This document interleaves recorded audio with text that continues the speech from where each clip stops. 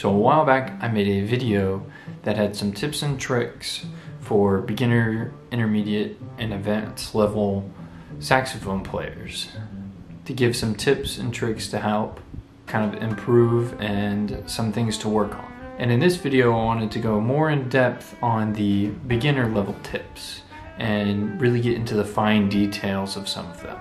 And the first tip that I want to cover is the reed placement on the mouthpiece. Now I'm going to walk you through how to place the reed onto the mouthpiece from start to finish. Now first, leave the ligature on the mouthpiece and slide the reed in underneath the ligature. This is going to help protect your reed so that way you don't accidentally stab the tip of the reed with your ligature when you try and put the ligature on. Now next is you want to line up the reed and make sure it is dead center along the sides here. And then last, you want to make sure that the reed is kind of flush up here at the top with the mouthpiece. And once everything is in and set, make sure that the ligature aligns with this line here on the mouthpiece, and then tighten it up. And that is how you get the proper reed placement on your mouthpiece. And you might be wondering why the reed placement on the mouthpiece is such an important part of this setup of playing the saxophone. And that is because for the reed to vibrate properly and to get the best sound, it needs to be placed very carefully onto the mouthpiece. And if the reed isn't on the mouthpiece in the best possible spot, it could make it difficult for the reed to vibrate and even make it difficult to play on as well.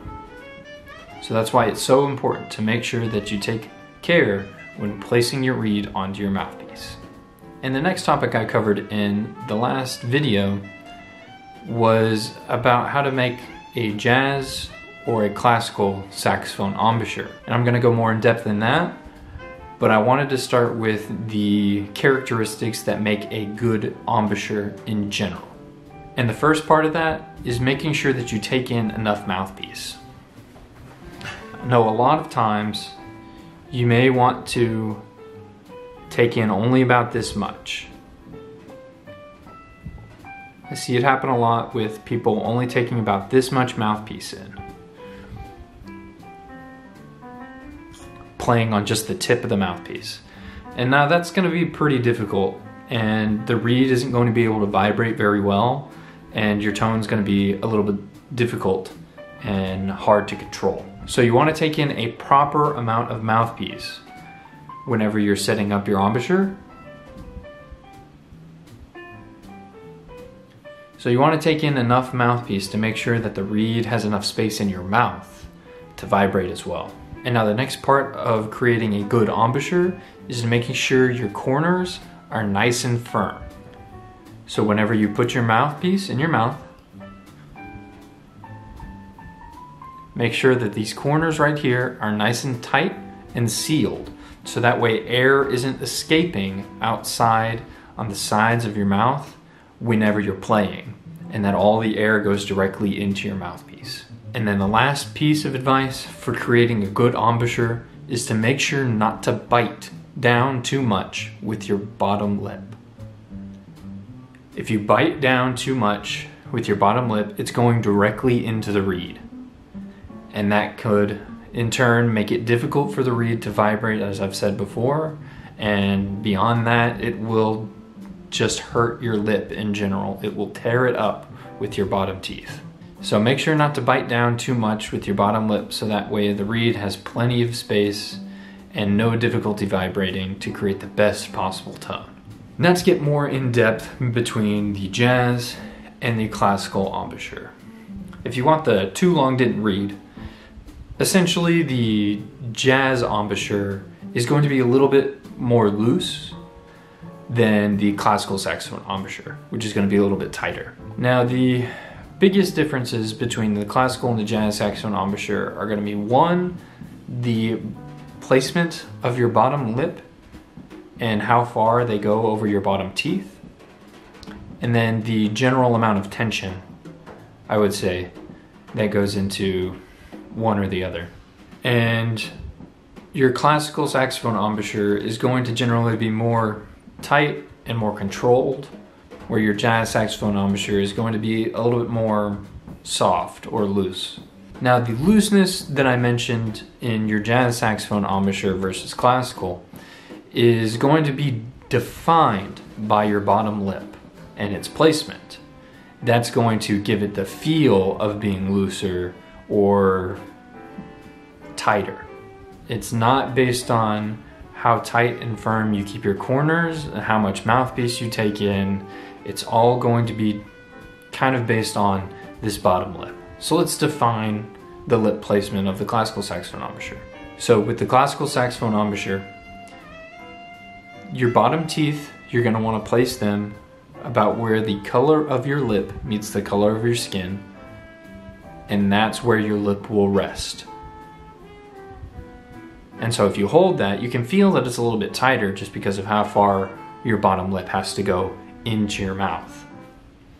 Now with your jazz saxophone embouchure, you can start from there and just relax it a little bit, loosen it up,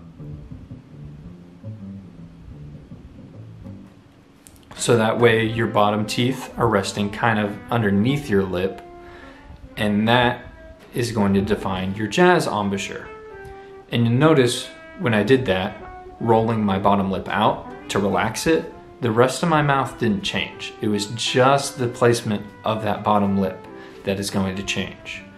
So make sure you keep a good embouchure and just make the changes here in how much bottom lip you take in over your teeth. And that is going to define your jazz versus your classical saxophone embouchure. So the next thing I'm going to cover is keeping your hands near your keys whenever you're playing, and your hand placement and hand shape in general. So whenever you're playing and placing your hand on your instrument, you want to have this kind of C shape in your hands, and it will fit perfectly around your saxophone. You don't want to kind of have flat hands like this. That's going to make it difficult to play. So if you keep this C shape in your hands whenever you're playing, it is going to make it a lot easier on your hand and your fingers to play the saxophone. And on top of that, this C shape is going to help reinforce keeping your fingers near your keys, because the shape will generally place your fingers near the keys. It's going to be right on top of them. And now, as an exercise for reinforcing keeping your fingers near your keys, play things that you know pretty well, or something that you don't really have to think too hard on about what notes you're going to be playing. You want to be able to put your focus on creating this muscle memory. So play something like scales or songs you know really well, and play them, but focus a lot of your intent on making sure your fingers stay near your keys whenever you're lifting them up and down like this. You can even just do a simple exercise like this, where I'm just moving my fingers back and forth. You just want to reinforce and create this muscle memory, so that way whenever you're playing things you don't know, your muscle memory is going to kick in and your fingers are going to naturally stay near the keys regardless. So all in all, making sure that you keep this C shape in your hands and just working on some exercises that kind of create that muscle memory, you'll be able to start keeping your fingers near your keys whenever you're playing. So the last thing I wanted to cover is transcribing. And mostly what I wanted to talk about is what I view as kind of the important takeaways for just starting to transcribe, and give you guys an example to try and transcribe for yourselves. Now, transcribing, there's so many things that you can learn from it, whether it's ear training, technique training, whatever. But when you're first starting to learn to transcribe, one of the most important things to learn and gain from these transcriptions is just what it feels like to play jazz. All these great jazz musicians that we can learn from, we have at our fingertips. And there's so many people we can learn the jazz idiom from just by playing along with them and playing what they've played.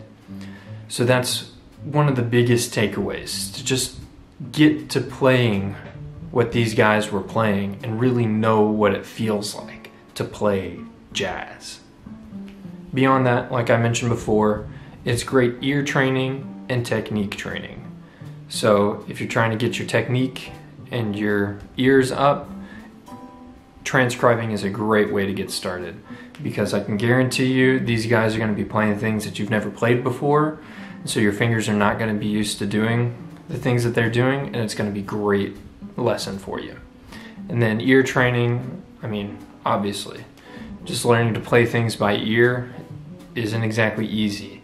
So using this as an opportunity to train that skill is great.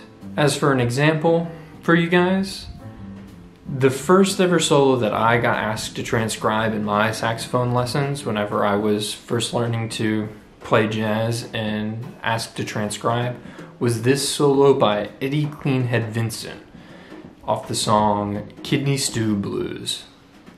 It's not incredibly difficult. The blues is one of the foundations of jazz, so it's a great start to learn how to play jazz. And this solo, it's great. And it's not inherently difficult either, technique-wise. So it's a great place to get your feet wet and get started on something completely new. And that's all I have for you guys. I hope you liked it. If you like this kind of content, leave a like and subscribe for more.